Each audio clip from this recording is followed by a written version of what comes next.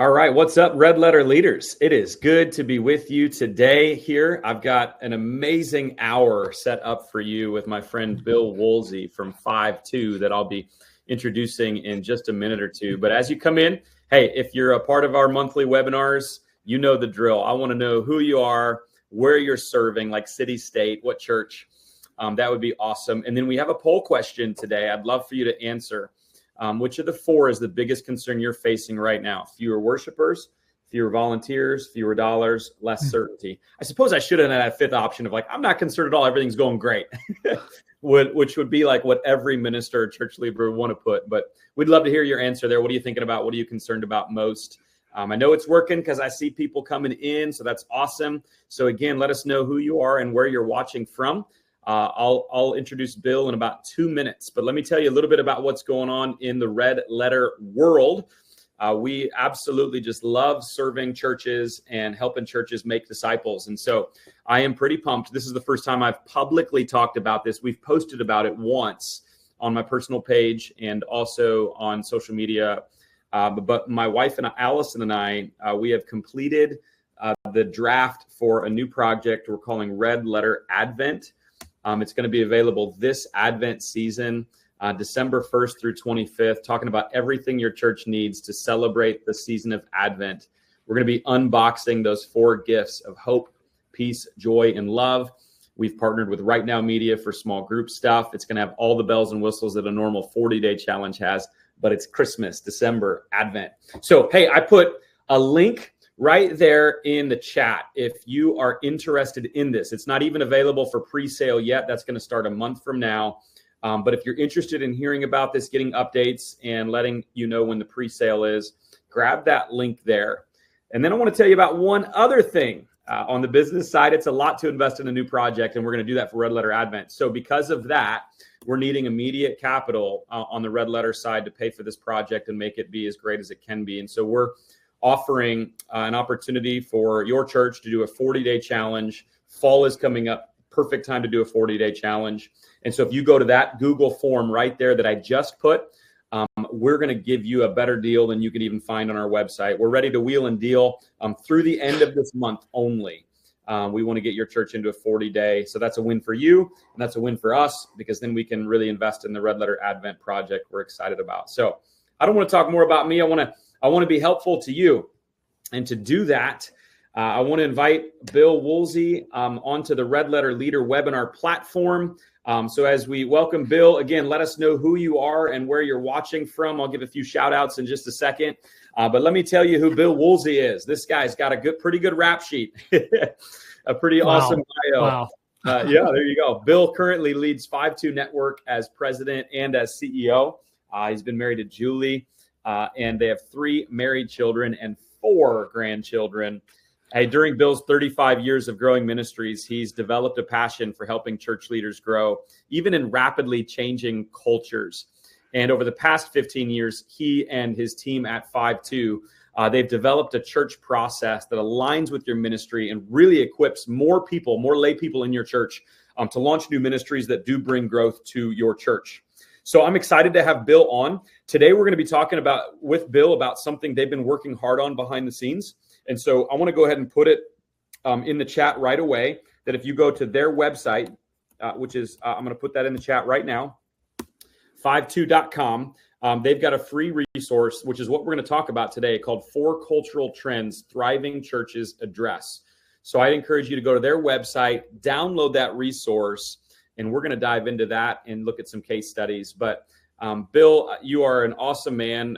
I read the bio. You got so many other great things I could have said, but I will, on top of everything I just said, say Bill is a great friend of mine. We've had some epic golf battles throughout several times. I've never had like a, what would you have? You had the albatross. I've never had. Yeah. You were with me when I got that 1 in a 6 million chance of an albatross. Still waiting for my hole in one. I bet you've got a hole in one before though, right? I have had that. There you go. So there you go. Bill's also a trusted friend and confidant. There aren't many that are serving the church like he is that I've looked up to, and I've even leaned in when I've needed some advice about how to help. That's our goal. How do we help the greater church? And so, Bill, thanks so much for being on the webinar today. What's going on in your world today? Not much, Zach.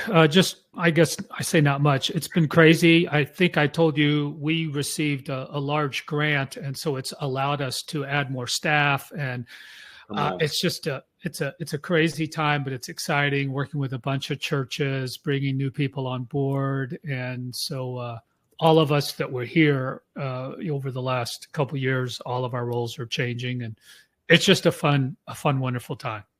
What a blessing. And the grant I know you've told me about and what it's going to do. And we'll talk about how that grant can maybe even help your church Yes. at the end. So you're going to want to hang on till the end, friends. Bill's got something for each and every. We're going to be as helpful as we can. We go right at an hour. And so we're going to be as helpful as we can, go through a lot of great content for you. If you have questions at all, feel free to throw them in either the chat or the Q&A. And we'll 5 to 10 minutes. And also, again, if you're just joining us, grab that poll question and let us know what you're concerned about, what you're thinking about right now in your church. So I see lots of people jumping in. We got Aleem. I believe, Aleem, you're from Texas. I remember. Yeah, you in is it Connect Church? Absolutely. We got Matt from Ohio, Brandon from West Virginia, Michael from Florida. Oh, come on. We got Austin, Texas, Paul Barr, Jacob Norman, Rich Fritchie, Greg Widow. See so many others. Ohio represented from several places. It's like 3 in a row from Ohio. Well done, Ohio. Go Cleveland. I like it. Go Browns. Mark from Minnesota, Jonathan from Houston. So we're going to have a great conversation. So again, let us know who you are, where you're watching from, and where you serve, and what questions you have as we go. But I want to dive into, Bill, that free resource you're giving at just go to www.FiveTwo.com and you can download this resource. But we're going to dive deeper into the 4 cultural trends that thriving churches address. But before we get to that, how about this question? What are some trends that pastors or church leaders monitor and maybe think about too often? So like, in other words, what are the wrong trends to be focusing on? Does that make sense? Yeah, it makes sense. And, I knew you're probably going to ask something like this. I think it's, well, obviously, right, that it's how many people in worship, worship numbers are going down, probably giving, if especially coming out of the pandemic the last few years, giving down. And we obsess over those because they're right in front of us. But I also think you probably do too. Those are like trailing indicators. They're not like the leading indicators, right? And so I would rather see us focus on more things like how many people we've invited or how many people we're engaging in these peripheral kind of ministries. And so usually the trends that we see people watching are internal, as opposed to the ones that we want to talk about today, which are very cultural. And if you're going to be a congregation that is engaging the culture today in ways that don't sacrifice truth, you need to pay attention to things that are like outside of you might say. That's good. Yeah. And you know me, Bill, and we know each other. We have a kindred heart. Like my goal for church leaders is, and we obviously focus a lot on discipleship at Red Letter, is I want to build both the quantity and the quality of disciples. And so I think both are important. And sometimes when we're only looking internal, we do it with a good mindset. And hopefully that will raise the quality of people, of disciples, of congregants, of members, but also the quantity is important. And so that's where I love that sort of look that I don't think we can get to sometimes in ministry when we're so in the day-to-day. Our tendency is to focus on internal because there's always a person that is in need, and that makes sense. But that's where guys like you are super helpful to come in and say, let's not abandon that, but let's also look at some cultural and external things that we believe can increase not just the quality, but the quantity of disciples too. So let's dive into them. Then I want to hear what those 4 are. So you've given them to me in advance, so I'll kind of announce it, and I guess I want you to explain what it is. So cool. Trend number 1 would be that consumerism rules. And so explain this trend to me and what churches can do about it. So all 4 of these trends intersect, and they all kind of build off each other.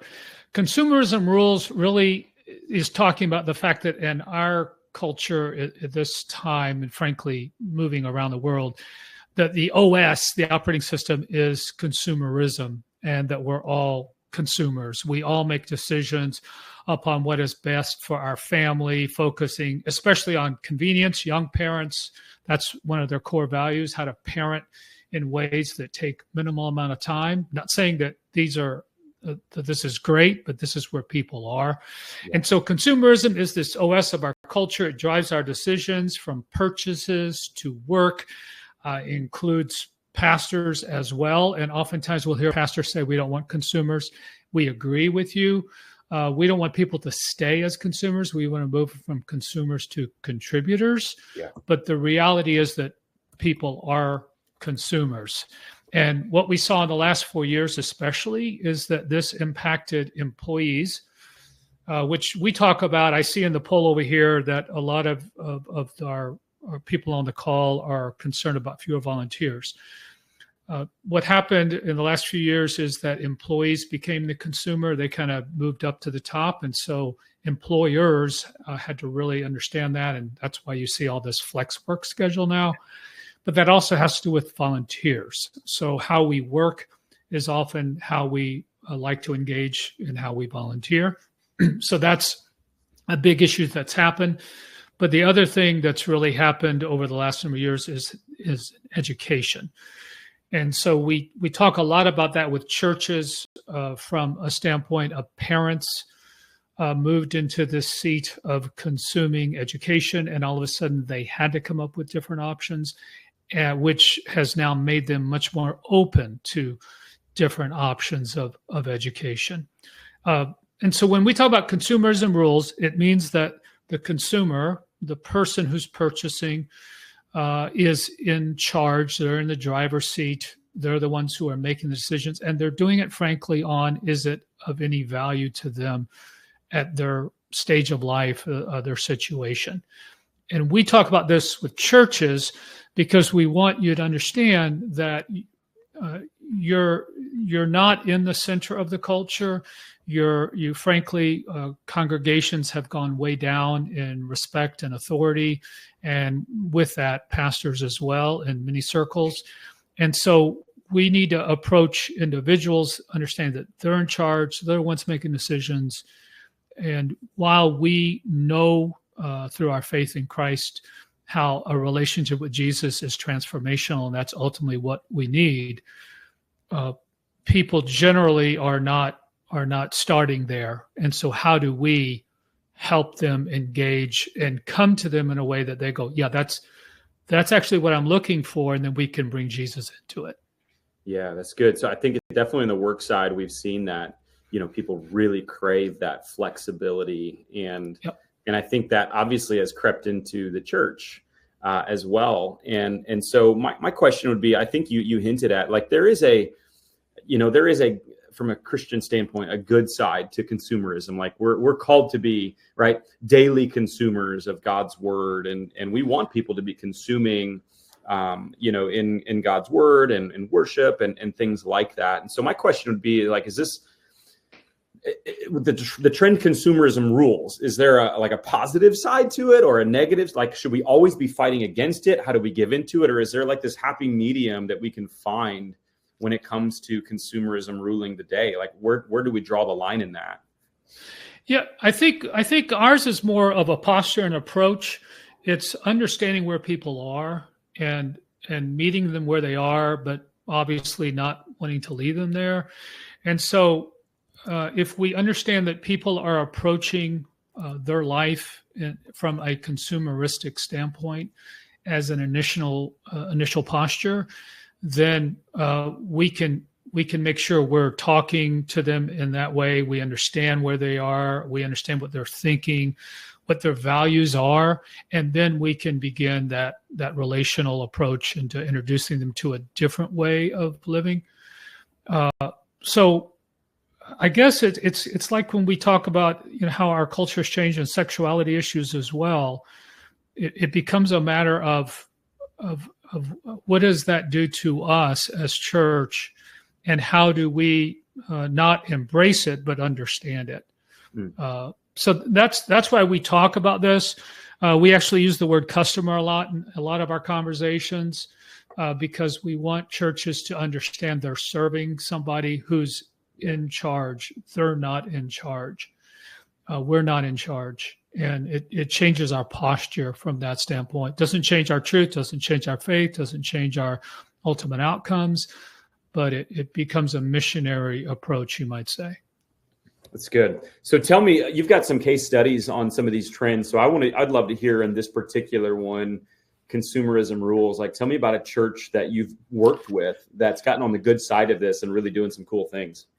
Yeah, all the churches we're working with are really embracing this, and they're embracing it in different ways. And so we've got some different case studies today. And one in particular is Trinity Galewood. This is up in a section of Chicago, and the neighborhood is predominantly African American. But the campus, the Trinity location, is actually led by an Anglo pastor with a multi-ethnic team.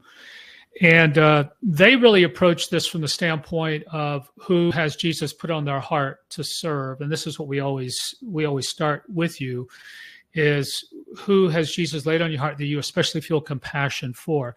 And in their situation, they especially felt it for this younger mom. So the church is right next door to a school, and they've developed a great relationship with the school. And in working with the school, they really landed on this particular mom who has children. She works outside the home. So does her husband or her live-in. And she often struggles with what to do with the kids before school, after school, but then especially on days where there is no school. And so originally Trinity, they kind of refer to her as Jasmine. She juggles a lot of things in her life. And as they looked at her, we want them to understand what are the jobs she's trying to get done, and how could they help her get some of those jobs done while bringing Jesus into the mix. And in her situation, they lit on this whole concept of when they have teacher in-service days, what does she do with her kids? So they originally were going to look at like after school and some other more extensive things, but we'd rather you start small. You can only spend $1 once, so don't spend a lot of money. Run a pilot, see if it works. And they launched, which we love. It's a great example of no school fun days. And they happen to have an open gym in their facility. And so on these days where there's no school, they open it up. They have now, they've gotten more of the older population in their congregation to come and volunteer, along with some college students. They have a good relationship with a local college, university. And they open it up, and they see students show up and parents drop them off for that day. They provide meals for them on that day. What's been fascinating in that ministry is they have now built a youth ministry out of the No School Fun Day. Cool. So they did it as a way to serve this mom by serving her kids. But in turn, they have established a great relationship in the community, and they're now launching a senior high ministry. A number of the events here in November, this last November, they had 46 kids show up. They had 19 volunteers. Cool. Right? And then as they've grown that now, they've moved it into Wednesday nights. So here was a case of there's a person who's trying to get this job done. They said, we're going to help her do it, but we're going to bring it in a Christian environment. And then they were able to build a youth ministry back out of that, bigger than they've ever had, their youth ministry, which is a thing we see a lot of churches struggle with right now, is in the junior and senior high youth. And that's how they were able to get that going. 100%. And I think that's so great. I heard so many cool things in that, of like a church, again, focusing on how do we, grow our disciples by offering something that is of value, right? That's what consumerism, like that you're wanting to find what's valuable to the people.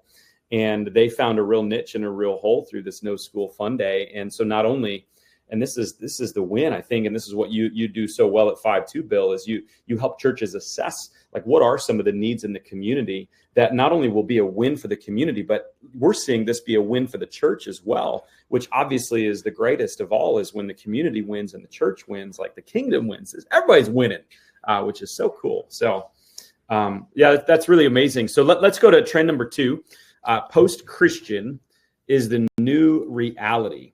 So I want to phrase this question a little bit and then have you explain it, because I've kind of said for a while that actually we've never really been a Christian nation. In fact, well, I should say we've always been a Christian nation, because today, even still, 63% still believe. But we're down to what Barna says is 25% follow, and that was 2020. Right. We're probably closer to 20% now. And so what I've always said is maybe we've never been a disciple nation, and we're certainly a post-discipleship nation. But I know what you're getting at, and I know what others are getting at when they say post-Christian, and I agree with that. That the influence and the amount of just involvement, Christian morals, beliefs, like we're fighting against these in a lot of ways. So explain to me, post-Christian is the new reality and how you see it being played out these days. Yeah, so when we say post-Christian, it's basically saying that in the world of faith and spirituality in the U.S., all right, Christian no longer occupies the highest, most revered pedestal in the culture. And, one of the recent books last summer and podcast, The Great De-Churching, and their research, though, would argue that it still occupies people's hearts, and that the sheer majority of people, especially in evangelical circles who have left, there's a large section that still have very orthodox beliefs, but it's becoming more what we call smorgasbord. It's more choose your own religion.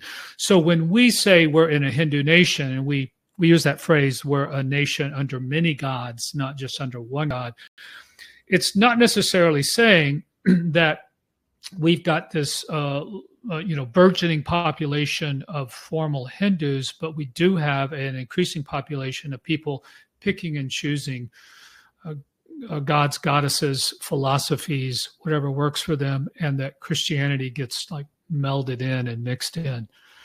And so right now, when we talk about that, what we really mean is that people use a mixture of spiritual language. Greatest example, my wife and I were invited over to a local friend's house. He's moving up to Dallas area. And his daughter said, could you go and pray with Dad? She knows I'm a pastor. We have a Bible study group in our community, in our neighborhood here. And I said, sure, we'll come over. And we get there, we visit with him. And then he says, or she says, could you offer up a prayer to the universe for Dad? And I'm like, sure, I'll pray to Jesus for you. And we did. And at the end, she said, thank you so much. And the point here is that for her, praying to Jesus, praying to the universe, praying to a giant tree outside, it's all the same. And so that's what, when we talk about post-Christian is the new reality, that's really what we mean, that the distinctives of Christianity, we've lost some of that, but our culture still has very spiritual language that we as Orthodox Christians need to use as entry points into engaging them. That's good. And to me, I think it's gotten a little more confusing because like when I look at confusing, right? I mean, yeah. The good news on the poll though is less certainty is the one that least people. So most people are like feeling pretty certain, which is good. But I'm confused because like the only thing that has actually changed, if you look at like the other religions, and I understand when you say Hindu, that we're a nation under many gods, not necessarily formal Hindu, right? But like the all the other religions, Hindu, Buddhism, Muslim, throw them all in there. They've actually, even with kind of a lot of immigration, stayed pretty flat. The thing that has gone down is Christianity from in our heyday 90% to now 63%. And the thing that has risen is the nones, right? The nothing in particular, the atheists, the agnostics, those that, or just they don't want to tell you. That's gone up from 5% to 25%. Right. And so it's just this really confusing paradigm that we're living in right now. And so like, what can a church do, I guess, in this somewhat confusing where, there's just more and more going on, but less defined. And I feel like people picking and choosing parts of different things and piecing it together for their own. So how does the church deal with this in modern day today that we're living? Yeah. What would you say? Well, on one hand, it kind of goes back to your initial statement on discipleship, right? on just clearly helping the people that do call your congregation home. What is it that we really mean by Christianity? And gospel, centrality of Jesus, inerrancy of Scripture, sacraments, etc. But on the other side of people who don't yet call your church home, who are out in the community, it's this missionary posture. It's to understand where they are and to embrace as much of the language that you can embrace with them. And that is their spiritual language. We always talk about you can't reach someone you hate. And so do you love these people even in their spiritual wanderings and journey? And then I think the swing thought would be for you as a leader in a congregation is how do we restore trust in the local congregation? Because that's the big issue. What we've seen is about 8 million or so adults have left active participation in the local church over the last few years. And so it's this trust in the local church in being the solution to the spiritual jobs or the physical jobs that they're trying to get done in their lives. They just don't see the church having that validity. And so how do we start restoring trust in local congregation? Well, the most recent polls talk about they want to see churches help people in need and care for people. So that goes back to this compassion value that we see demonstrated predominantly in Jesus. It's the number one reason he does all of his stuff is out of compassion. So how can you as a congregation take existing ministries, start new ministries that are especially compassion-centric in serving people and helping them go through life and experience the full life that we have in Jesus? It's good. One of my favorite things just to reflect and write on in our Serving Challenge book that came out was the compassion of Jesus. And I think it was Kyle Idleman in his book that he first wrote that every time you see the word compassion next to Jesus, you'll always see something right after compassion. And it's the word and, right? That Jesus was moved to compassion and he did something. Yeah. Even in your 5:2, right? He had compassion on them and he fed them 5 loaves to fed the thousands. So it's compassion and action. And so it's always action. Always action. Right. That's what I see in you is how do we get through this? I think it's what is the fruit of your church? What are the needs? Like you said, we need to help people and care for them. Actually do it. Don't just have the gut sorrow, which is where compassion starts, but the compassion of Jesus always leads to action. So tell me about a church, that you've helped, that you've seen kind of in the midst of this rapidly changing dynamic that's confusing, that you feel like is doing well in this area. Probably one of the favorite one on this one would be First Lutheran over in Yuba City, small church. They worship somewhere around 70, I think. Is that Arizona? And what? Yuba City, is that Arizona? I'm sorry, Yuba City, California. City, California, North Sacramento. They worship somewhere around 70 people. Older church. They've been around. They'll be 100 years here in the next few years. And they had this very extensive food ministry, partnering with local food banks. On one hand, on Wednesday nights, they would take food that they received and turn it into meals and give it out to people. And this really kind of took off in the pandemic, but it's even taken off more since then. And then on Fridays, they are a food distribution place. So here's a congregation that was partnering with the community and doing some of that. But like many churches we see, never the twain shall meet. So the people who were taking part receiving in the food ministry never participated in the worship life of the congregation. And what we did as we worked with them was say, how do we reposition? What are some other steps you could be taking and kind of, bridging that chasm? But also understanding that you've already got some trust from the community in this area. So they may not see worship and being a part of your ministry in that way as of any value, but they definitely see it in helping provide food for their family. And in that situation, just some great stuff. What they're doing there is they've already launched this summer a summer camp, an arts kind of camp that they're doing weekdays.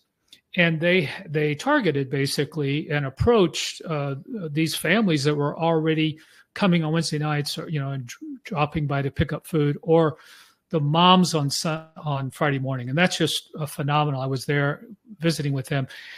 They have women start showing up at 2 a.m. So they show up at 2 a.m. to sign the list so that they can get back in line around 8:30 or so in the morning to get food. And they run a model where you can go in and pick up food and put it in the bags. So it's like a shopping model. But these women, when they come back, they have all their kids with them. Mm-hmm. Many of them are immigrants. And so they're there, and these kids are all running around. And we were like, gosh, what if you just took your Sunday school model on Sunday where you don't have any kids right now, and let's put it on Friday morning. And then they also said, well, let's also do this summer camp kind of thing. And it's just been phenomenal, to the point now that they now, for the first time in a long time, they have these families that are participating during the week now showing up on Sunday morning and participating with them in worship. So this whole thing of restoring trust in the local congregation is so, so critical. It's not rocket science. It usually means, what are we already doing that we could reposition, Yeah, that's good. All right, friends, if you're just joining, we're with Bill Woolsey here from FiveTwo. He's helping us understand some cultural trends that thriving churches are addressing and really tackling, and giving us some great case studies of churches that he knows that a lot of times his organization has worked with. And we're just talking about how post-Christian is the new reality. And based on everything you said, Bill, I just would encourage people that anytime we're doing ministry to those of a different faith, it's never simple. It's oftentimes very messy and very confusing. But I really believe God is working. Just, a quick story on our side here at King of Kings in Omaha. We opened a new campus last October, and our campus director has a Muslim friend. His name is Amal. And our campus director had been playing basketball with him for years. And all of a sudden, Amal texted him and said, hey, what time's church on Sunday? And so all of a sudden, this Muslim starts showing up to church. Right. And he's also still showing up to his mosque. And eventually the mosque hears about it. And they end up kicking him out of the church or of the mosque. But he's still showing up. A couple months after, he texted the campus director, how can I serve here at King of Kings? What can I do? And so now he's running production for us at the other campus. He came on Easter, Good Friday and Easter, and heard about a Jesus who died on a cross and rose from the dead. We're still not 100% sure he fully understands all of it, but he's also now inviting some other friends to come to this. Neither did the apostles early on, right? I mean, so they just, neither did the woman who grabbed Jesus's robe and said, I need to stop this blood. So yeah. And so it's messy. And even yesterday, he learned about my red letter stuff, like maybe a week ago, and he's just been doing it on his own and watching the videos. And he sent me like the most beautiful text yesterday, like a little voice text, and just said, hey man, I just want you to know what you're doing matters. Keep doing it. And it's making a difference. And you've got a gift. And I'm like, this is a Muslim guy that's like saying the nicest things to me, a Christian pastor. And I feel like it's yet somehow from God to him, to me. And so it's really confusing and messy, but there's beautiful things that are coming from it. And so embrace the mess, and it is a strange reality, but the more we get into it, the better. So let me move. Yeah, unless you want to say something more on that. I just going to say, Islam is actually a very close religion to us, to Christianity. And so in this crazy season, as you said, where everything's hodgepodge, it's to really understand, where are the similarities? Where are the values the same? Huge value, right, for family. Now, again, not elevating women as much as we would want to elevate women, as Jesus did at times, but at the same time, very traditional. So how can we build on those commonalities and then bring Jesus into the mix? That's it. Cool. Hey, what questions you guys got? Put them in the chat or the Q&A. That would be awesome. We'll have time for probably a couple of those at the end. But we're going to look at trend number 3, which is mental and physical health are key issues. I think everybody on this call webinar probably has heard the mental health crisis. We did a huge study in Omaha collectively, and that's one of the 4 citywide initiatives that all the churches in Omaha agreed, mental health. So I'm a little curious, like, what do you mean by how is physical health now a key issue? Is it more now than what it's been in the past? Because I think we all understand the mental side of things and where we're at with that, but is there something unique about like more physical issues coming up? Or tell me more about that. I don't know if I'd say more unique, except that you see it throughout our culture, especially in the rise of medicine, in the rise of supplements, in this whole desire to be fit and keep everything at bay.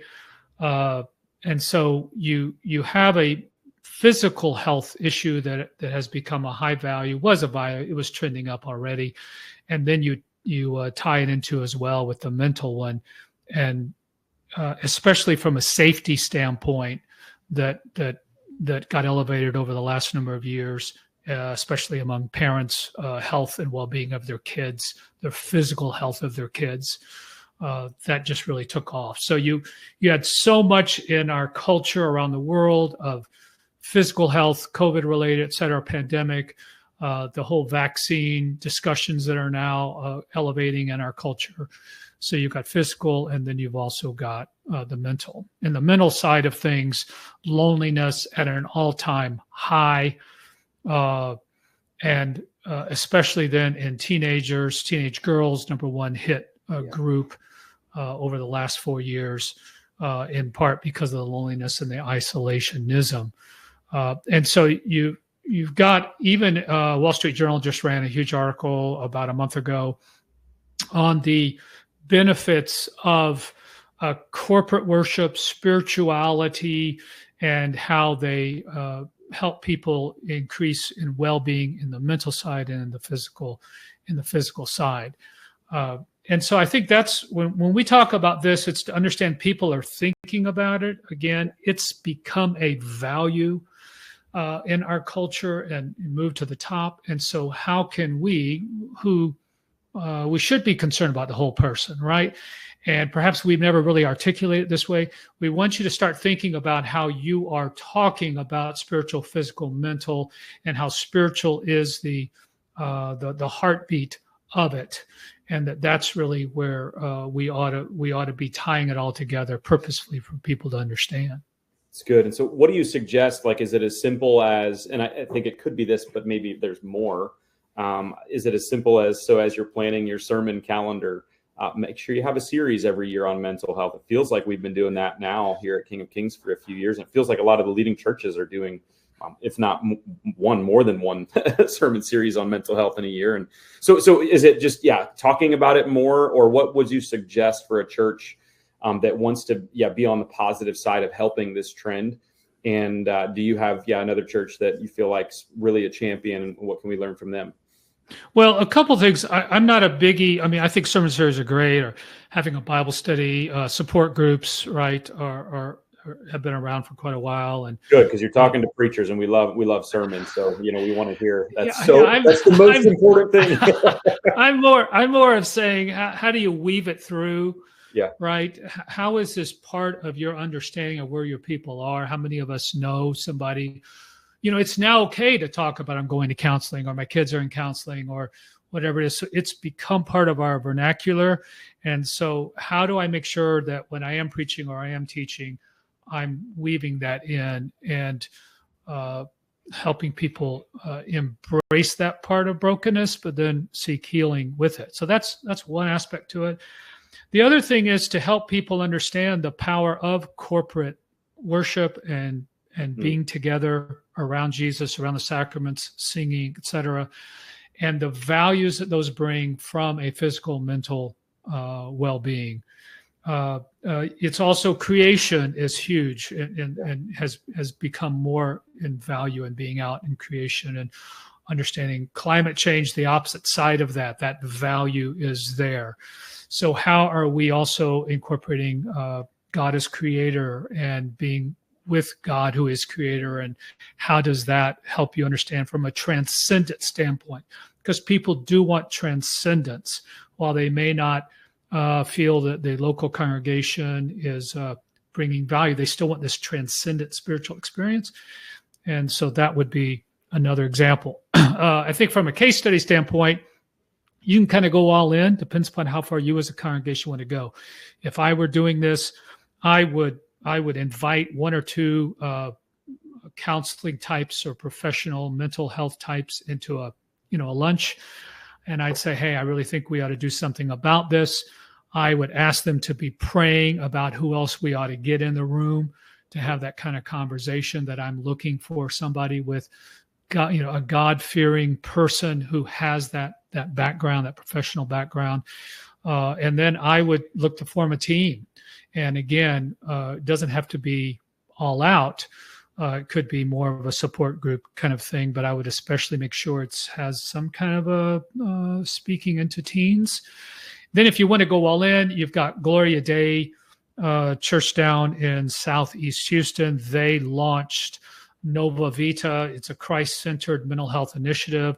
St. Paul Church up in Decatur, Illinois, they also have launched a formal Christian counseling center. And we work with both of those entities in making that happen. So you can go all the way into saying we're going to actually partner with somebody externally. You're going to maybe host them on your campus, and just to create those dialogues and those conversations where people see the local church as a resource in this area of mental health. It's good. Awesome, Bill. All right. Trend number 4 is women are making the spiritual decisions. So I would say, like, one of the things that I grew up like reading books probably in my college and seminary years. I just remember reading all those books of how important it is to get the man, the dad, the husband in the church. And if you get the man, the dad, you get everybody else. And some pastors even took that philosophy for their church. I remember, what was the one book, Why Men Hate Going to Church? I think I remember reading that.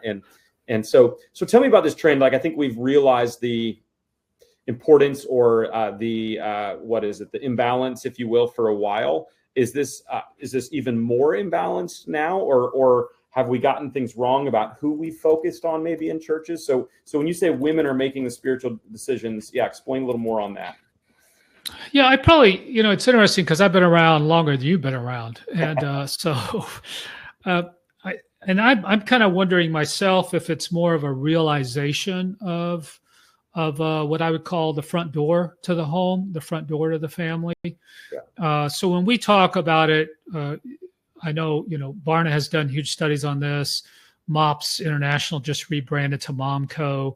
And so they're all seeing this fact that women are more making the spiritual decisions, and they're the ones who, for instance, if you've got a preschool in your congregation, it's the mom who decides if the kids are going to go to your preschool or not. Generally speaking, if you have a family show up for church, it was the mom who had that initial decision. She's the one who said, we really ought to go. Her husband maybe didn't want to go. But rare is it that the kids are saying, we all want to go to church, unless they have some kind of relationship outside. So mom's the one. And in the pandemic, this just got doubled down on. She was often the one who had to educate the kids, when everybody was home. She was still, if she was working outside the home, it wasn't that generally the family shared those responsibilities. Mom took it upon herself. So her job list, her jobs to get done, just grew larger and more difficult. And because when we understand that she's the one who says spiritually first, like, we ought to try this, or I'd like us to do this, we need to pay attention to that and how we speak to her, and we help her grow in her faith. And there's 2 things she wants. One, how does she grow spiritually? But she also wants it that her family wants to do that, and she doesn't have to fight them. When we talk with churches, it's like, what's the one thing mom would love on a Sunday morning? If she wants her family to be in church, she would love that her husband wants to do it and her kids want to do it, and she doesn't have to convince them or get them out of bed. She'd love her husband to lead.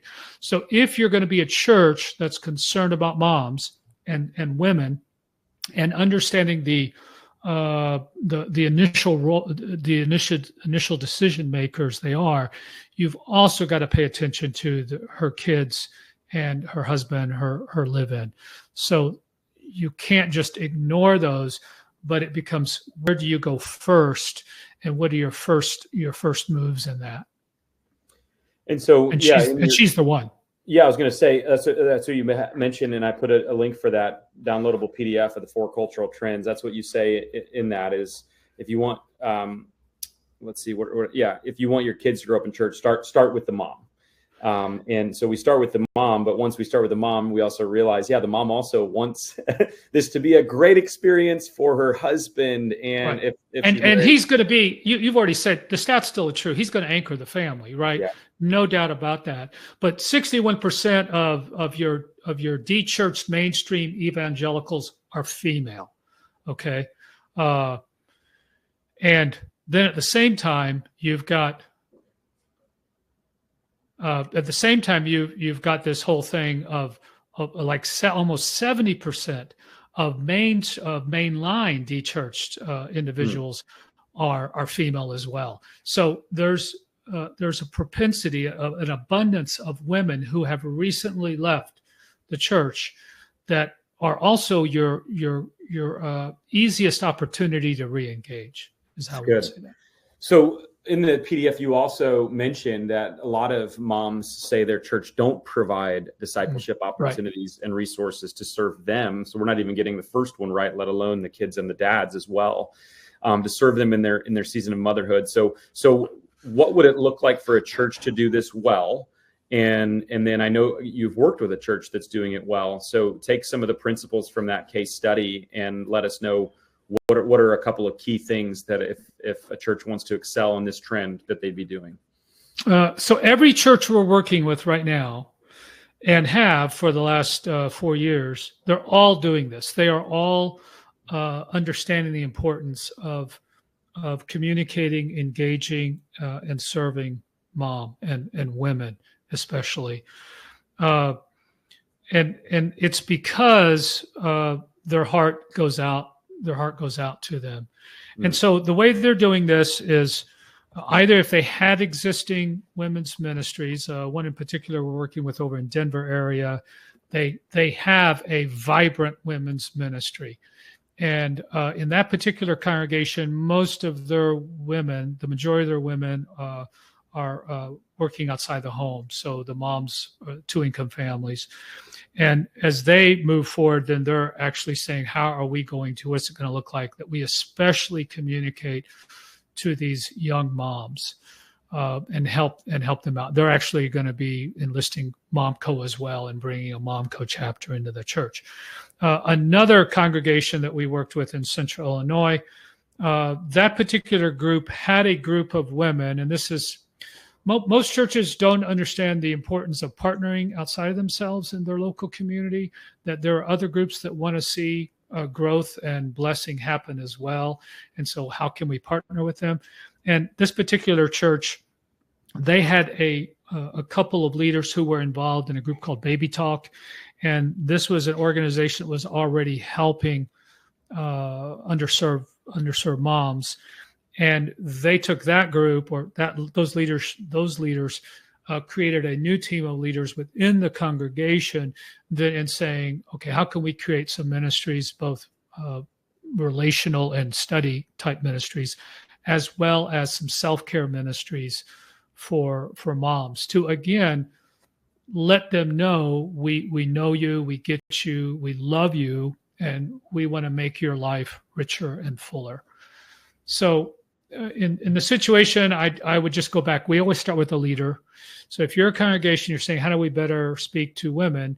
First of all, I would, as a pastor, I would say, what's your own philosophy and your belief about women?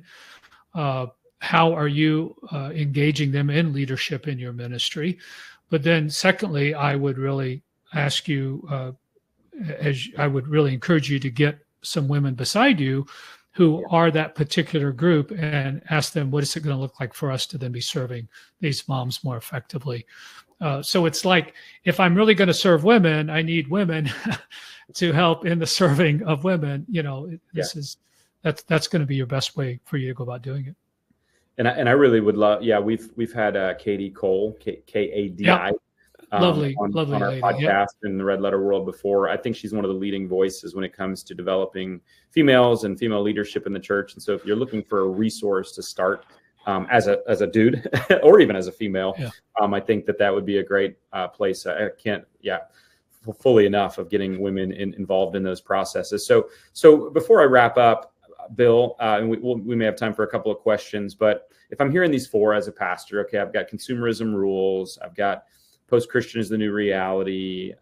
Women are making the spiritual decisions, and then the mental and physical health are key issues today.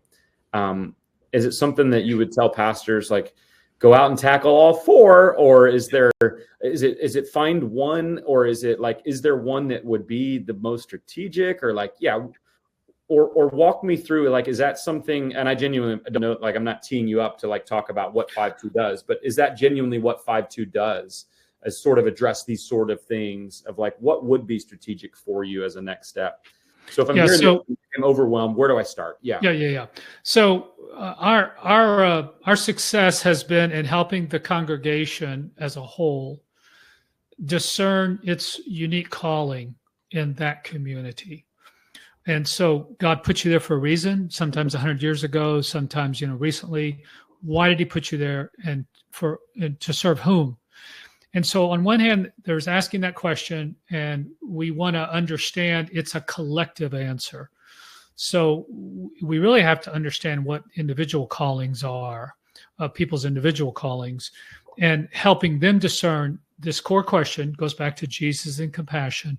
Who has Jesus put on my heart that I especially feel compassion for, that I'm broken for their brokenness? I'm here to help bring Jesus into the John 10:10, full life aspect for them. That is the core question. So if we can get that answered individually and collectively, and then a small group of leaders say, okay, for, St. John's or whatever it is, Connection Church, going forward, here's who we believe Jesus really wants us to focus on reaching for the next 5 years. We always look out in a 5-year window, and we can create some momentum around that and get that going. We don't want you to do all of those. We do want you to understand the 4 trends, because they're going to kind of play together and meld. But we especially want you to say, this is the person that we want to serve, and we're here to serve. We can't serve everybody, can't boil the ocean. We're going to laser here, and this is where we're going to go. That's where we see success. Success in the sense of reaching more people, baptisms, worshiping groups, more people in the community, serving, et cetera. That's where that all starts. Whew, that makes me feel a little better, Bill. No, that's really helpful. So what I want you to do, and friends, leaders, this is why we do these leader webinars, is I want to put people, leaders before you that I think can really help your church. So I'm unashamedly saying Bill Woolsey's an expert, and his team at FiveTwo are experts at getting your church to think about doing new things to reach new people for Jesus. And so I'm unashamed that you ought to work with Bill if at any point you are able to. And so you've been really helpful, Bill. I know in the last couple of months, like, we've worked on a podcast together, a blog together. We've done this webinar. So I would love for you to actually tell the leaders that are here of like what it is that you would like to do for them with FiveTwo, both the long-term plan and like what the next step is. Sure. I think you're going to love this. So listen in. This is something you should hear. So our long-term plan in working with churches, and this is especially afforded through this grant that we got, we work with a church for 2 years. So we are basically making sure it doesn't fail. And we call it a strategic growth process. It is a planning process, but it's a growth process. We actually walk alongside, coach you through 4 on-site events for all of your leaders. Like, we'll have 150 people in a room, or we may just have 15 in a room. We have 4 on-site events of different groups of your leaders that are helping you map things moving forward. And the very last event that we do, we'll have existing ministries on board in that room, as well as brand new ministries that we've also helped you identify new leaders. So you don't get overwhelmed, you don't get burned out. This is not a staff-driven process. This is a bottom-up process, but there are some key decision makers at the top. And so we'll have all those new teams in the room at the very end. 4 events culminating with sometimes 10 to 15 new ministries or existing ministries that are being repositioned to especially engage the community in ministries of compassion, or have compassion, you might say, pillars in them. But we also we marry those 4 events up with weekly coaching for the senior leader for a whole year. We have weekly coaching for communications and admin person for a whole year. And then we also have a whole year of coaching those new ministries and existing ministries and their teams. And we do that for monthly. So you've got coaching, you've got training, you've got all of our staff, whether it's in raising dollars digitally, or it's in strategic planning, or it's in communications. We just bring our whole group to bear on your congregation in walking alongside of you, because we want to see more people get to know Jesus. That's our end game. And we believe that one of the best ways to do that is through the local congregation and helping your congregation have a very missional approach. Amazing. So that's the long-term thing. Our grant also, if you're in an underserved area, if you're an underserved congregation and your demographic is such, you just don't have a lot of dollars, we have a whole underserved scholarship grant application for that. We're able to do that with you. But then we'd also love to hear from you. We know that's not, probably for all of you just say, hey, I want to move straight in. If you go to our website, FiveTwo.com, first of all, the pop-up is for this particular resource that we just created, but then you can also click on the magenta learn more button about our process, and we'll set up a 20-minute phone call. We'll just hear more about your ministry and kind of help strategize some next steps with you. That's so cool. So in my mind, that 20-minute call then is that you're going to hear a little bit of their context. You'll be able to talk a little more about what you all do. Totally. Your team will. And also, kind of figure out, like you said, that grant's been amazing to kickstart even more what you've done. But it helps. So really, any church should be able to do this. If you've got the means, great. And hey, as I look at the poll question, a lot of you aren't struggling with fewer dollars, which is good. So if you've got that, great. That funds Bill's ministry and FiveTwo's ministry. But if not, and it is a season you're underserved, then it sounds like that grant can really help make this incredibly affordable. And through it all, after 2 years, man, what if I just love thinking the future, the strategy, the vision. What if we start something new at your church and there are more people that are meeting Jesus? And that's really what it's all about. And so really cool. So they can grab that 20-minute call. Then I heard at FiveTwo.com. Right. Well, that's the best place for them to go. Click on learn more, the magenta button. That'll bring up a form. They'll fill it out and we'll be in touch with them. One of our staff will get back with them. So cool. So churches, I hope all of you do that. At least spend 20 minutes hearing more of what it could look like specifically for your context. Bill, I just saw one question. So if y'all got another one, we may have time for a couple, but we've only got a few minutes left here. First off, thank you. Thank you for building into church leaders and pastors, and for being a voice that I think can really come alongside and be an ally to pastors and church leaders, and really help us remember what's going on in the world and culturally that's important. So James had a question. He serves a small rural congregation tied closely to a web of families, but there's no outreach focus at the moment. They're down to 4 kids for kids message on Sunday mornings. Had 25 at VBS, but he was told they all attend other churches. So how does he get his church members to think about connecting with the unchurched right now in their neighborhood? What would you suggest? Well, I mean, obviously he's gonna want to be casting that vision for that to happen. But I would also want to say, where are they experiencing some growth? And so, yes, they had a VBS, which you might say, and you and I know this, it's basically a childcare, right? I mean, that's how that person sees it. They really are. They're seeing that. So there's some kind of need there that, yes, they may all have been involved in other churches, but I would guess they're not the only ones who need it.